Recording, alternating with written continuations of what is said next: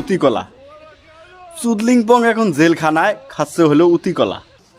রাজু ভাই আপনি ওরে দেখতে আসছেন? ভাই আমার কারণেই তো জেলে। মানে বিষয়টা কি একটু যদি বলতেন।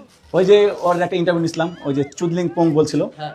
এই কারণে ওরে মানে ইয়া করছে, অশ্লীল কথাবার্তা বলছে তো। হ্যাঁ, মানে আমার কারণে মেয়েটা ইয়া। এখন কি আপনি একটা বেয়াদব। জেলখানায় থাকা দরকার ছিল আপনি। আপনি ওই এই মেয়েটা নিষ্পাপ মেয়েটাকে আপনি জেলে আবার এখানে এসে ওরে রুটি গলা দিচ্ছেন। আরে ভাই আমি তো মনে করছি এটা চুপ থাকেন, এন্টারটেইনমেন্ট। বেয়াদব লোক। শোনো, তুমি মন খারাপ করো না, আমি জামিনের জন্য মানে কি এর যাবেন জন্য আমি এখন যাই বলবো ওরে বের করে আপনি কে জেনে নেবেন দোকানে।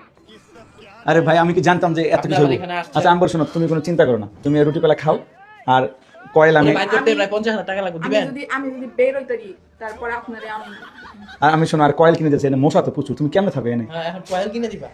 মায়া হয়।